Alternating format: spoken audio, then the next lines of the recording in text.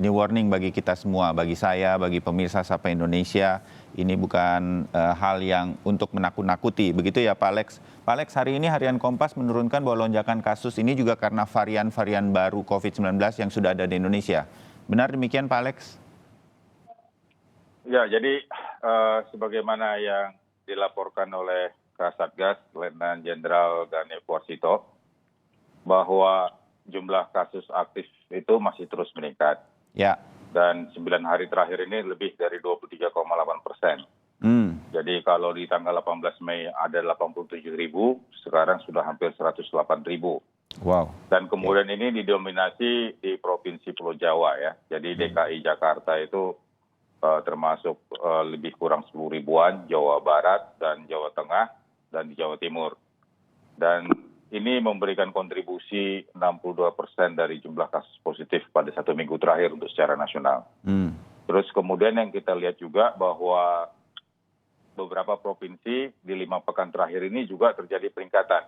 Lebih dari 1.000 kasus yaitu DKI Jakarta, Jawa Tengah, Aceh, Riau, dan Jawa Timur. Ya. Kalau kita lihat dari jumlahnya. Dan ini tentu akan berdampak kepada ketersediaan rumah sakit. Dan termasuk juga ruang isolasi. Sebagaimana tadi yang disampaikan di Wisma Atlet terjadi kenaikan di atas 80%. Dan kemudian juga bor di rumah sakit ada yang sudah 68%. Dan kemudian ada yang sudah di atas 70%. Sebagaimana yang di Jawa Tengah.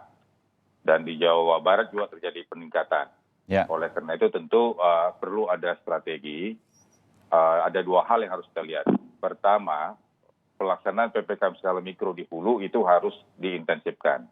Kontak tracing harus ditingkatkan.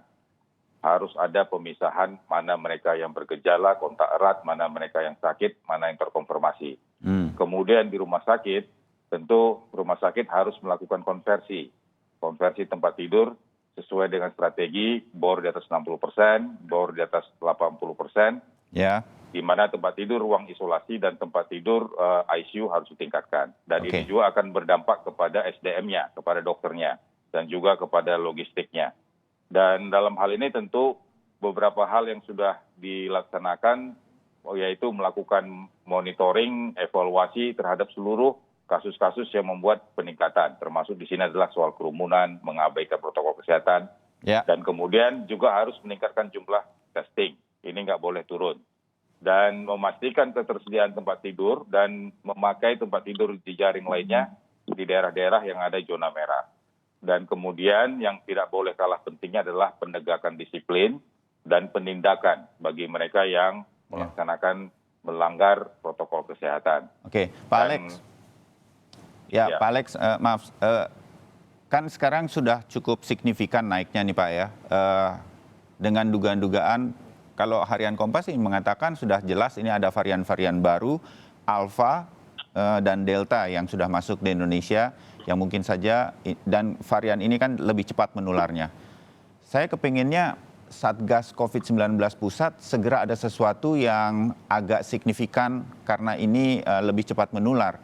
Saya belum dengar itu tuh Pak, karena misalnya saya di Jakarta dan sekitarnya lah, saya tinggal di Jakarta. PPKM masih mikro gitu, nggak apa-apa juga kan Pak, kita langsung ke PSBB lagi gitu, supaya ini jadi jelas gitu. Kantor-kantor banyak yang WFO sekarang, udah nggak lagi WFH, sementara ini lebih cepat menular.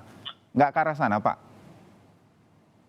Jadi yang pertama adalah bahwa kita akan melanjutkan PPKM skala mikro karena ini akan berakhir untuk dilaksanakan 2 minggu lagi.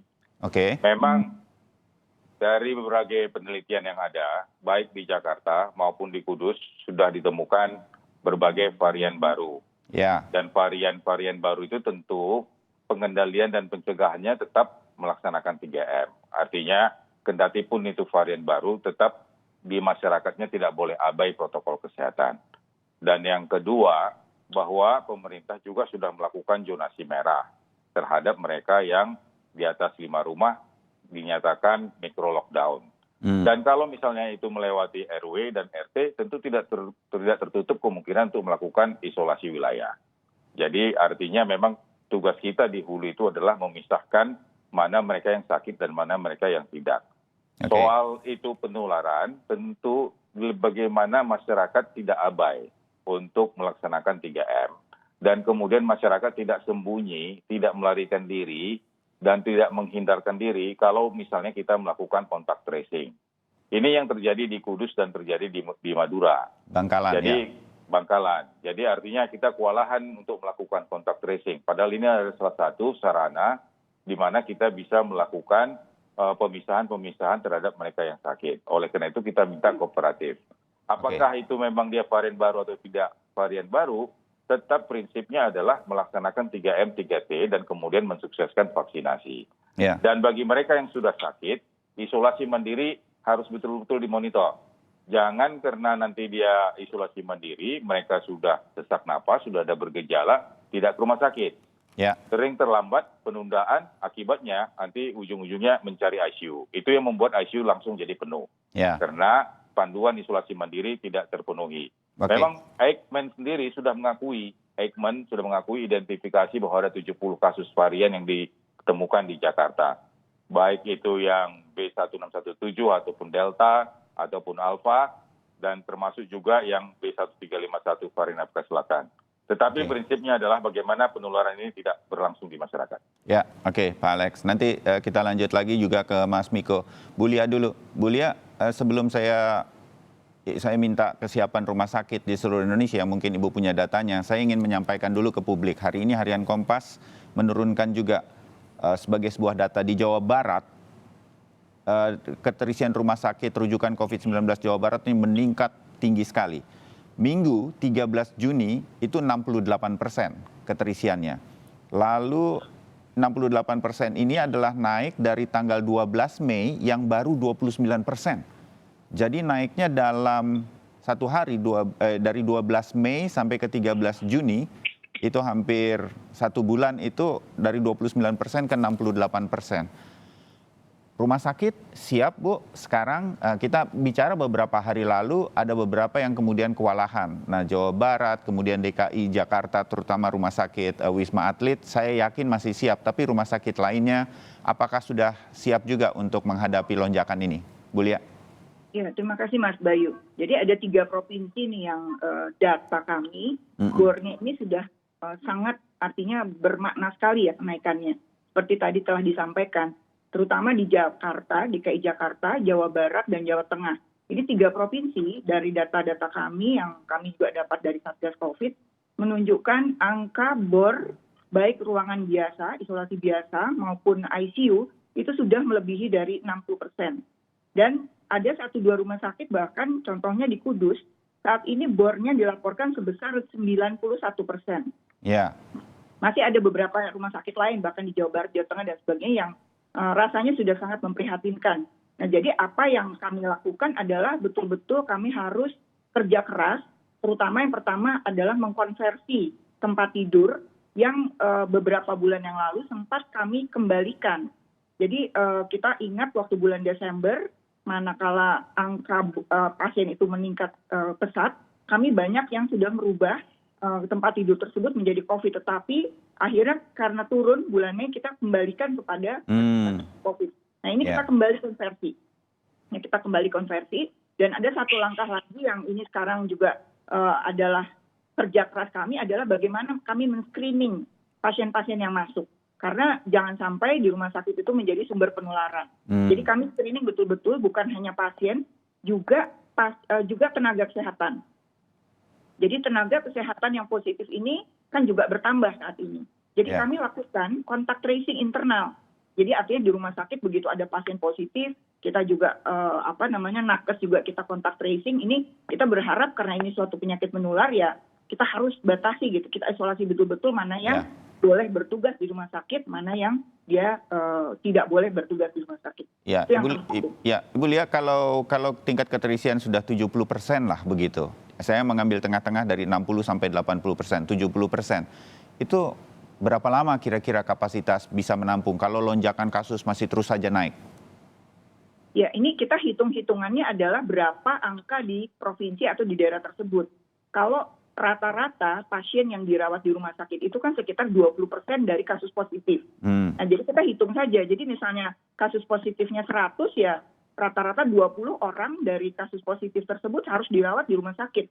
Nah, kalau lonjakan itu demikian banyak dan kemudian kapasitas rumah sakit tidak sebesar itu, otomatis tidak mungkin untuk menampung semua pasien. Nah, seperti di beberapa provinsi, maka akan dirujuk ke provinsi, ke ibu kota provinsi.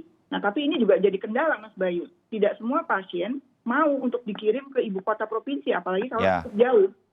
Jadi memang di sini pemerintah daerah harus bekerja sama betul dengan rumah sakit supaya kita bisa bagaimana caranya untuk mengatur mana pasien-pasien yang benar-benar harus dirawat di tingkat rujukan, di rumah sakit yang mungkin sedang atau mungkin juga rumah sakit sementara yang disediakan oleh pemerintah daerah. Kalau tidak, rumah sakit tidak akan bisa menampung. Karena walaupun bagaimana kita ada keterbatasan SDM, keterbatasan logistik, keterbatasan juga misalnya gini, untuk merubah tempat tidur itu menjadi tempat tidur isolasi, kan bukan hanya tempat tidurnya atau ruangannya saja yang diganti, tapi semua alurnya harus kita pisah.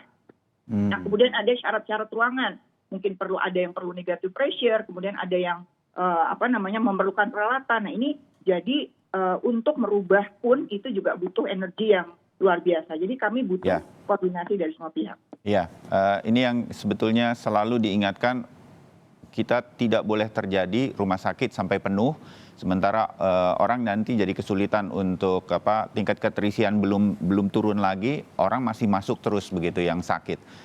Mas Miko, melihat situasi-situasi yang digambarkan Pak Alex tadi dari Satgas COVID-19, tampaknya masih di PPM secara mikro begitu. Sementara ini naik terus rumah sakit. Laporan dari Ibu Lia sudah mulai banyak yang menuju ke situasi darurat. Saya menyebutnya begitu. Bahkan kalau perlu dipindahkan ke daerah lain. Apa yang bisa sebetulnya Anda lihat dari situasi ini? Situasi yang sebetulnya sudah Anda woro-woro sebutnya itu sudah wanti-wanti, jaga-jaga karena ada mudik lebaran kemarin. Mas Miko. Ya, jadi kalau sekarang kita perang dengan musuh yang berbeda ya. Kalau varian yang ordinal atau yang normal itu berbeda dengan varian B117 dan B1617 yang di label Alpha dan Delta oleh WHO. Kemudian sifatnya berbeda. Sifatnya penularannya 10 kali lebih banyak begitu dari yang normal. Kemudian case fatality rate-nya juga lebih berat begitu. Jadi harusnya kita merubah strategi. Jangan membiarkan rakyat Indonesia menjadi korbannya. Kalau kita nggak mau menjadi korbannya, maka kontak tracing-nya harus tim khusus begitu. Harus dikirim tim kontak tracing ke Kudus begitu dan ke Bangkalan begitu. Apakah kemudian dia sudah menyebar ke daerah mana? Yang kedua juga menurut saya Satgas harus mengembangkan indikator-indikator tertentu yang berhubungan dengan varian baru ini. Ya, jadi menurut saya kalau case fatality rate-nya lebih tinggi dari normal begitu, dia harus dicurigai ada varian baru. Kalau kemudian basic reproduction rate-nya lebih dari 2, harus dicurigai varian baru. Jadi menurut saya perang kita dengan musuh baru ini harus berbeda begitu. Jadi menurut saya strateginya juga harus beda. Jadi tesnya juga harus lebih banyak, kontak tracing-nya harus lebih serius. Kemudian isolasinya jangan sampai lengah, karena kalau isolasinya lengah ya akan menyebar kemana-mana. Dan yang saya takutkan begitu adalah kalau varian baru ini menyebar kemana-mana, kapasitas pelayanan kita akan kewalahan. Saya yakin akan kewalahan, karena sebenarnya menurut saya prevalensi kita dari surveillance dan kenyataannya di populasi itu jauh lebih besar. Jadi bayangkan saja kalau kemudian surveillance kita tidak bisa menangkap kasus yang sebenarnya di masyarakat, maka kemudian kita kewalahan dalam pelayanan kesehatan, kewalahannya. Artinya kita akan benar-benar kayak India begitu. Oke, surveillance kita masih kurang, Mas Miko, sekarang? Masih jauh. Saya sedikit saja sebelum kemudian kita tutup. Artinya kita menyambung ke bagian kedua. Apakah perlu misalnya kita melakukan penghentian mobilisasi kalau memang diperlukan? Mal kan sekarang masih buka, bioskop masih buka. Saya berkaca pada Jakarta, karena saya tinggal di Jakarta begitu. Kantor banyak yang work from office, work from home-nya sudah dibubarkan setelah Lebaran kemarin. Ini juga harus diatur karena ini varian yang lebih cepat menular dan sekarang tingkat tingkat keterisian rumah sakitnya udah tinggi nih begitu, Mas Miko? Ya, jadi sangat tergantung persepsi kita terhadap musuh. Kalau musuh itu dianggap normal aja, menurut saya upaya-upayanya akan normal saja begitu. Kalau musuh kita dianggap berbahaya buat rakyat kita, maka upaya-upaya kita harus lebih jauh dari upaya-upaya yang normal begitu. Okay. Harusnya kita upaya kontak tracing-nya lebih intensif, kemudian tesnya lebih intensif, kemudian isolasinya lebih intensif. Okay. Jadi kalau perlu kita melakukan lockdown pada RW, ditingkatkan menjadi kelurahan, ditingkatkan menjadi kecamatan begitu. Kalau perlu, jadi sangat tergantung pada persepsi kita terhadap musuh begitu. Oke, Pak Alex akan menjawab ini usai jeda. Tetap bersama kami di Sapa Indonesia Pagi. Pak Alex, masih rendah nih tracing kita. Tadi waktu jeda kita ngobrol, saya menyampaikan kepada pemirsa Sapa Indonesia, Ibu Lia mengatakan banyak masalah juga. Mau tracing, mau dicek, mau dirunut siapa saja yang mungkin positif, malah harus berhadapan dengan masyarakat, bahkan ada yang pakai celurit, nggak mau di tracing gitu kan ya, Bu Lia. Pak Alex, hal-hal semacam ini kan nih mengkhawatirkan bagi kita, karena kan tracing ini sebetulnya penting. Bagaimana ini mengatasinya? Apa yang kemudian, saya yakin Satgas Covid pusat juga sudah menerima laporan-laporan seperti ini, begitu di lapangan tuh ada kendala-kendalanya. Apa yang kemudian bisa dilakukan, Pak Alex? Ya, dari sejak awal Satgas COVID-19 Nasional itu sudah punya berbagai program di samping bidang kesehatan. Kita juga mempunyai namanya bidang perubahan perilaku dan kemudian bidang komunikasi publik. Nah, persoalannya memang Indonesia ini luas dan dengan berbagai daerah, kepulauan dan kemudian karakter yang berbeda-beda. Oleh karena itu, strategi pengendalian kasus dengan memaksimalkan fungsi PPKM Mikro ini memang harus juga menyerap kearifan lokal yang ada di masing-masing tempat. Sehingga dalam menilai kasus aktif, menilai kematian, kesembuhan, bor, dan kemudian mobilitas penduduk ataupun hal-hal lain yang berlaku di tempat tersebut, itu memang harus bisa disampaikan dalam bahasa lokal.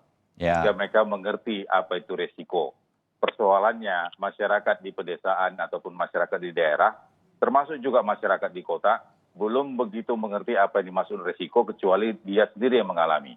Kalau dia mengalami, baru dia mengatakan itu resiko. Tapi kalau dia sembuh, dia menyatakan dia menikmati fasilitas pemerintah. Jadi artinya sesuatu hal yang memang out of the box cara berpikirnya, tapi itulah mungkin yang menjadi tanggung jawab kita untuk dikomunikasikan. Ini satu hal. Terus yang kedua, bahwa saya setuju apa yang disampaikan tadi, bahwa jumlah pemeriksaan testing ini tidak boleh diturun. Termasuk kontak tracer, didampingi posko desa dan posko kelurahan harus memastikan kegiatan tracing berlanjut terus. Dan yang ketiga, zona isolasi ataupun karantina yang ada di daerah setempat ini harus ditetapkan dan kemudian disiapkan. Kalau misalnya tidak ada, maka pemerintah menyiapkan isolasi yang tersentralisasi. Sehingga mereka yang kasusnya ringan, mereka yang terkonfirmasi tidak perlu semua ke rumah sakit. Dan ini tempat pemantauan kita, dan kalau memang terjadi perburukan secara klinis, maka ini akan dipisahkan. Demikian juga rumah sakit harus bisa memastikan, di samping konversi tempat tidur, harus memastikan juga mana pasien yang ringan, sedang, berat, dan critical illness. Dari pola klinis ini dan pola penularannya kita tahu bahwa ini variannya pasti sudah berbeda. Walaupun secara laboratorium belum bisa dibuktikan. Tetapi ini adalah menjadi satu sampel, menjadi salah satu parameter, perburukan yang cepat dan penularan yang cepat ini menjadi satu warning bahwa di daerah tersebut sudah ada perubahan karakter di dalam transmisi virus. Oleh karena itu, sebagaimana yang disampaikan tadi, bahwa PPKM Mikro tidak tertutup hanya mikro lockdown di tingkat RT dan RW. Kalau ini meluas di tingkat kelurahan dan kecamatan, isolasi wilayah itu acceptable. Artinya undang-undang karantina kita memenuhi persyaratan tersebut. Nah, Mas Miko sempat menyampaikan tuh Pak, koreksi saya ya Mas Miko, Anda pernah menyampaikan bahwa soal tracing apa dan segala sesuatunya juga perlu payung hukumnya. Gimana jelasnya Mas Miko? Ya, jadi menurut saya isolasi daerah atau wilayah itu ada undang-undang karantinanya begitu, ada undang-undang wilayah. Jadi kalau itu diterapkan, mungkin harus ada kriteria untuk mengisolasi wilayah itu. Ada kriteria untuk desa atau kelurahan, ada kriteria untuk kecamatan begitu. Kalau kriterianya tidak jelas, maka biaya atau dana isolasi wilayah ini akan termakan habis begitu untuk isolasi wilayah begitu. Ya, situasi sekarang misalnya beberapa daerah Jawa Barat, Jawa Timur, DKI Jakarta, begitu hampir semua sih memang masih di Pulau Jawa seperti data dari Pak Alex. Pemerintah daerahnya bisa mengambil inisiatif seperti ini seharusnya begitu. Dan Anda lihat sudah harus ada yang berani mengambil tindakan begitu lebih daripada PPKM Mikro, Mas Miko? Ya, jadi kalau PPKM Mikro itu kan kalau di lockdown itu akan masuk ke undang-undang karantina begitu atau undang-undang isolasi wilayah. Maka dana itu harus wajib dari pemerintah. Mau itu dana desa diambil, mau itu dana kecamatan begitu atau dana provinsi atau dana kabupaten begitu. Itu wajib karena undang-undangnya mengatakan itu tanggung jawab pemerintah. Nah, kemudian itu akan besar dampaknya kalau kemudian undang-undang itu diterapkan di kelurahan atau kecamatan atau desa atau kecamatan begitu. Jadi harus dihitung benar-benar begitu. Ya, oke. Ibu Lia, sedikit sebelum nanti apa yang disampaikan Mas Miko ini mungkin ditanggapi juga oleh Pak Alex. Rumah sakit sendiri saya yakin bahwa pada tingkatan tertentu mungkin 50-60% sebetulnya sudah terjadi komunikasi dengan pemerintah daerah setempat. Hey, saya sudah 60% nih, harus apa dan bagaimana sehingga kemudian ada persiapan-persiapan yang lebih. Ini udah terjadi kan ya Bu? Artinya kemudian pemerintah daerahnya juga cepat tanggap. Saya ingin dengar dari sisi rumah sakit begitu dalam hal ini Persi.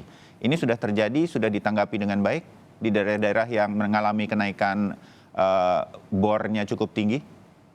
Ya, terima kasih Mas Bayu. Kami akui bahwa tahun ini sudah terjadi perbaikan ya untuk komunikasi dan memang rumah sakit ini sudah ada dilibatkan lah dalam pertemuan-pertemuan tingkat nasional dan juga kemudian apabila di daerah tersebut komposisi dari bor itu sudah melebihi dari 60%, biasanya sudah dipanggilnya individual begitu, dibicarakan pemerintah daerah tempat. Nah, hanya satu ya, saya berpikir gini, nggak bisa juga masyarakat itu hanya bergantung 100% pada pemerintah. Ada sektor swasta, kami di rumah sakit sudah menggerakkan ini, bukan hanya pemerintah saja. Nggak bisa kita hanya 100%, ya sudah pemerintah yang harus menggerakkan. Tetapi pihak swasta, seperti kami rumah sakit swasta dan semuanya fasilitas kesehatan swasta, dilibatkan untuk ikut berpikir. Nah contohnya, ada individu yang positif. Kita kan di Fasiankes sering melakukan pemeriksaan ya. Dan pemeriksaan itu misalnya positif. Kadang dia tidak mau lapor. Nah, kadang juga mereka lapor kemudian di perusahaan atau misalnya di kantornya mereka melakukan sesuatu. Mereka membantu kontak tracing dan mereka menghubungi keluarga. Jadi menurut saya bukan hanya pemerintah, tetapi juga sektor swasta perlu kita himbau agar mereka membantu. Jangan sampai, karena gini, dana yang sekarang ini ya, contohnya ya, mereka melakukan screening di kantor, itu banyak yang swasta melakukan. Nah, tetapi tidak semua mereka melakukan kontak tracing-nya. Nah, mereka kan sebetulnya bisa menghubungi puskesmas, menghubungi rumah sakit untuk melakukan kegiatan kontak tracing ini. Ingat loh, satu orang positif, kemudian dia diam-diam saja, dalam satu saat dia bisa menularkan mungkin lebih dari 10-20 orang lain, ya mungkin begitu ya Pak Miko. Jadi bagaimana kalau kita abai begitu?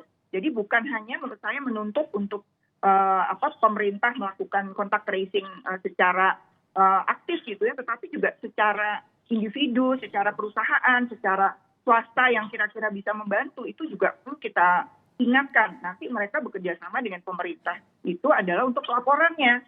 Itu yang kita pikir. Dan di rumah sakit kita juga sudah melaporkan bila ada yang cepat perburukan, kemudian juga meninggal, ini biasa kita lakukan pemeriksaan, kita kirim ya ke Litbangkes untuk dilakukan whole genome sequencing untuk melihat kemungkinan untuk adanya varian yang kita khawatirkan. Dan apabila kita tahu memang ini varian yang mengkhawatirkan, pada umumnya kita lakukan juga isolasi yang mungkin agak terpisah begitu. Karena tidak ingin juga untuk menularkan pada nakes maupun pasien lain. Itu jadi ada satu effort lain yang harus dilakukan oleh rumah sakit. Jadi rumah sakit terus terang saja beban mental kita luar biasa sekarang ini. Kita harus melindungi nakes, kita harus bilang bahwa nakes itu harus menjaga betul pribadinya. Karena nakes kan ada juga bekerja di luar rumah sakit. Mereka juga bagian dari masyarakat. Nah ini yang kita wanti-wanti bahwa nakes itu harus betul-betul melindungi dirinya Karena dengan melindungi dirinya, dia juga melindungi lingkungannya, keluarga maupun pasien-pasien di rumah sakit. Jadi Oke. kalau saya sih lebih berarah bahwa bukan hanya pemerintah, tapi sektor private pun harus kita kerjasama begitu untuk menggugah mereka untuk melakukan sesuatu dalam hal penanggulangan COVID ini. Oke, ya. Pak Alex, dari apa yang disampaikan Ibu Lia tadi rumah sakit, saya yakini ada SOP-SOP yang mudah-mudahan sudah berjalan. Toh ini sudah berjalan cukup lama begitu. Dan ada perbaikan-perbaikan komunikasi. Saya bersyukur bahwa dengan Pemda setempat dan lain-lain. Nah, saya bersyukur untuk itu. Tapi Pak Alex gini, bagi kami masyarakat sekarang saya ingin menyampaikan juga ke pemirsa Sapa Indonesia. Sekarang rumah sakit itu sudah 80, taruhlah 70% lah begitu. Di beberapa daerah atau provinsi, termasuk DKI Jakarta, Wisma Atletnya sudah 80. Komandannya sendiri yang tadi menyampaikan dalam paket pengantar. Nah, ini kan warning begitu. Sampai kapan warning ini akan dipantau? Dan terbuka kemungkinan bahwa akan ada kebijakan-kebijakan darurat kan Pak Alex untuk menangani masalah ini, dan mudah-mudahan ini jangan sampai terlambat. Begitu Pak Alex, itu ada kan ya, Satgas COVID terus memantau ini semua kan?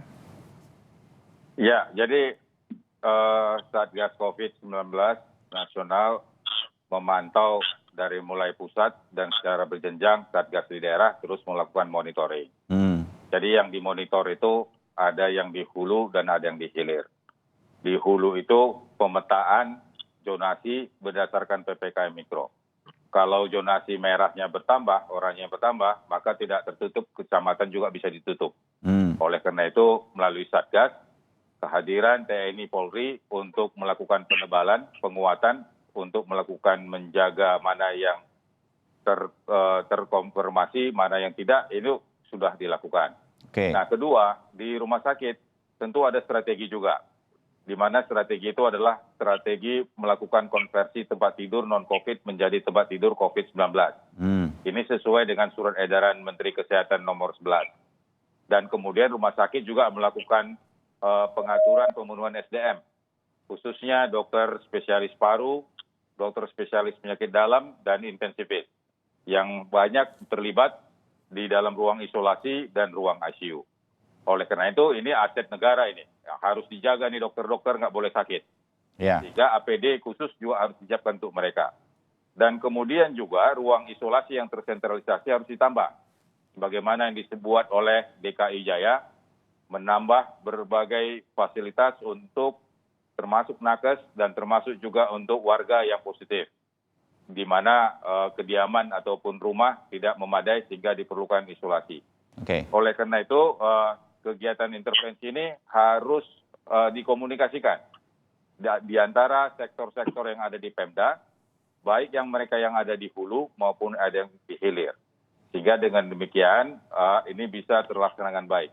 Yang penting bahwa masyarakat tidak perlu panik dan tidak perlu cemas, karena pemerintah akan bertanggung jawab untuk menyiapkan semua fasilitas di dalam menjaga keselamatan dan keamanan warga dan masyarakat.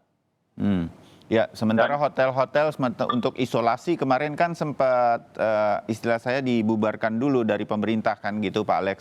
Nah, hal semacam ini akan segera diatasi, mengingat kasus lonjakan ini hotel untuk isolasi yang dibiayai oleh pemerintah ini akan tetap ada atau bagaimana? Sudah beberapa hari itu kejadiannya, tapi saya belum mendengar ada sesuatu berkaitan dengan tempat isolasi tambahan istilahnya. Yang dilakukan itu bukan pembubaran, ya, tapi terjadi pengalihan kendali yang selama ini dibiayai oleh BNPB lewat dana siap pakai. Tentu ada proses administrasi dalam hal mempertanggungjawabkan dan sekaligus juga di dalam mendistribusikannya. Jadi untuk sementara ini dilaksanakan oleh Pemda. Bila mana nanti ini memang dibutuhkan kembali, artinya selain kendali Pemda memerlukan kendali tingkat nasional, tentu pemerintah pusat akan terus membantu dan menyiapkan berbagai tempat isolasi, termasuk juga untuk nakes. Oke, ya. Ibu Lia, sedikit saja, beberapa rumah sakit di beberapa daerah kan sudah darurat, saya menyebutnya, taruhlah 70%, misalnya di Jawa Barat tadi. Persi ikut memantau, Bu, untuk melihat dan membantu kalau ada komunikasi-komunikasi yang macet sehingga semua upaya-upaya untuk memindahkan masyarakat dari kabupaten ke provinsi yang masih ada kendala, kan itu pernah kita bicarakan. Kadang-kadang pasiennya nggak mau begitu, jauh dari rumahnya, keluarganya nggak mau karena itu nanti dirawatnya jauh. Nah, hal semacam ini sudah mulai bisa diatasi karena kalau tidak dioper begitu, ada distribusi, ya makin parah nanti penyebarannya. Ibu Lia. Ya, jadi saat ini Versi mendapatkan komunikasi langsung biasanya dari rumah sakit yang mengalami kesulitan. Apakah itu masalah komunikasi, ataukah itu masalah logistik misalnya yang kurang. Nah, biasanya kita akan mengkontak kalau untuk komunikasi dengan Satgas COVID. Nah, tetapi ini juga kita memang berbeda-beda ya ternyata ya Satgas COVID di berbagai daerah itu tidak sama keaktifan-nya. Ada yang memang betul-betul mereka punya perhatian khusus, ada juga yang Satgas COVID-nya harus artinya harus kita hubungi gitu untuk minta bantuan. Nah, mudah-mudahan Satgas COVID juga karena ini mungkin terdiri dari berbagai unsur, kita mengharapkan bahwa kualitas Satgas COVID untuk membantu rumah sakit maupun kondisi lapangan itu juga sama gitu. Artinya mereka punya keinginan yang lebih. Dan satu lagi juga bila masalah ini kesulitannya terjadi dari masyarakat, kami mengharap Satgas bisa menghubungi tokoh masyarakat. Karena rumah sakit itu kadangkala juga bukan disetir, maksud saya juga diinikan oleh tokoh masyarakat. Banyak ada beberapa rumah sakit yang mengeluhkan bahwa karena tokoh masyarakat menghendaki ini dan itu begitu. Kami terus terang kalau apalagi rumah sakit daerah itu masih sangat bergantung pada kebijakan-kebijakan pemerintah setempat dan juga tokoh masyarakat di daerah tersebut juga sangat berpengaruh pada kebijakan yang ada. Oke, ya. Betul Bu, itu banyak juga terjadi dan kita melihat langsung kadang-kadang meliputnya di lapangan hal semacam itu. Nah, mudah-mudahan ini sampai juga nih, mumpung ada Pak Alex, nanti Pak Alex yang akan menyampaikan terus beruntun sampai ke dari pusat sampai ke daerah-daerah mudah-mudahan. Mas Miko, bagian-bagian akhir obrolan kita dalam melihat kasus COVID yang melonjak pasca mudik Lebaran ini. Ya, jadi menurut saya... Sedikit Mas Miko, sedikit. Kan kesadaran masyarakat selalu Satgas dari pusat sampai daerah berharap ini ada kesadaran di tengah masyarakat. Saya agak ragu nih dengan kesadaran masyarakat, jujur saja begitu. Melihat di Jakarta saja yang informasinya begitu mudah, orang masih cuek tampaknya. Ini kita udah berhari-hari bilang ada kemungkinan lonjakan kasus COVID. Semuanya santai, semua bisnis sesuai, macetnya masih dan segala sesuatunya. Apa yang bisa Anda harapkan lagi, Mas Miko? Jadi masalah perkembangan COVID di Indonesia itu menurut saya makin lama makin memburuk. Kemudian wabah COVID berdasarkan Undang-Undang Nomor 9 Tahun 84 itu adalah tanggung jawab pemerintah. Tanggung jawab pemerintah pusat, kemudian provinsi, kabupaten atau kota. Tidak bisa dipungkiri. Undang-undangnya itu masih menyebutkan tanggung jawab pemerintah. Kita masih wabah begitu. Jadi apapun kendalanya, mau itu di masyarakat, itu adalah tanggung jawab pemerintah. Yang kedua adalah kita sedang perang melawan musuh yang berbeda. Menurut saya pemerintah harus melakukan satu, adalah vaksinasi dipercepat. Kalau enggak, ya semua akan meledak begitu. Kedua adalah upaya-upaya penanggulangan COVID harus diintensifkan begitu. Kalau tidak, akan meledak begitu. Jadi menurut saya pemerintah seharusnya benar-benar mengambil ancang-ancang. Satu adalah dengan mengalokasikan dana yang besar buat penanggulangan COVID. Kedua adalah melakukan upaya-upaya jalan protapnya harus dirubah begitu. Harus dirubah dengan baik. Kemudian upaya-upaya penanggulangannya benar-benar harus dirubah. Sekarang harus intensif benar-benar begitu. Baik, ya. Pak Alex menanggapi ini, jadi harus ada semacam perubahan berkaitan dengan musuhnya. Menurut Mas Miko ini agak berbeda sekarang. Istilahnya ada varian-varian yang lebih mudah menyebar. Bagian akhir dari Pak Alex. Ya, jadi sebenarnya strategi penanggulangan kita itu sudah berjalan lebih satu tahun, yaitu ada 3 komponen. Ya, pertama adalah menegakkan 3T, kemudian mengimplementasikan 3M, dan kemudian mensukseskan vaksinasi. Jadi 3 hal ini harus berjalan dan kapasitasnya nggak boleh turun. Persoalannya kerjasama dan masyarakat dan kesadaran masyarakat ini yang bervariasi. Tentu ini tanggung jawab pemerintah untuk melakukan sosialisasi, edukasi, dan juga menggunakan bahasa lokal, bahasa setempat agar message ini sampai. Tapi terlepas dari itu, mungkin yang harus kita pikirkan adalah untuk melakukan penindakan dan penegakan hukum di samping operasi justisi yang sudah ada sekarang.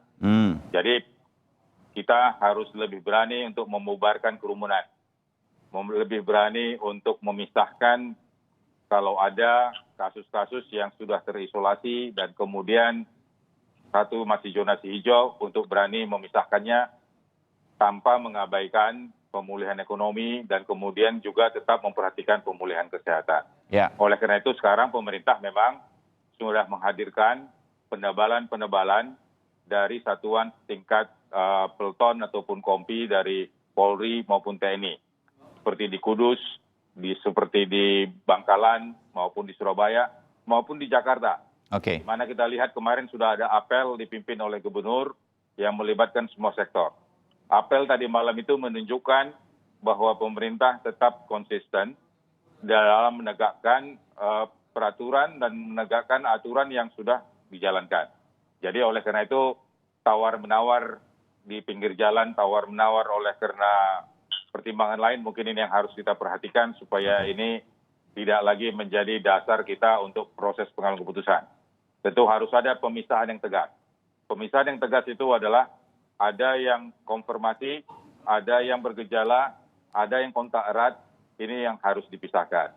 Di rumah sakit, mereka yang sakit ringan, sakit sedang, sakit berat, critical illness, ini harus dipantau dengan tempatnya masing-masing. Jadi disiplin, operasi justisi, penegakan hukum, ini yang menjadi harus tongkatnya pemerintah. Memang kantongnya dari pemerintah, tapi pemerintah juga punya tongkat. Tongkat dan dompet harus sama-sama berjalan. Ya, baik.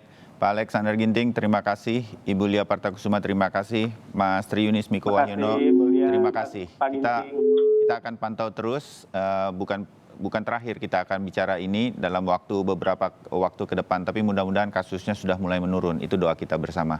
Terima kasih. Salam sehat untuk Anda semuanya.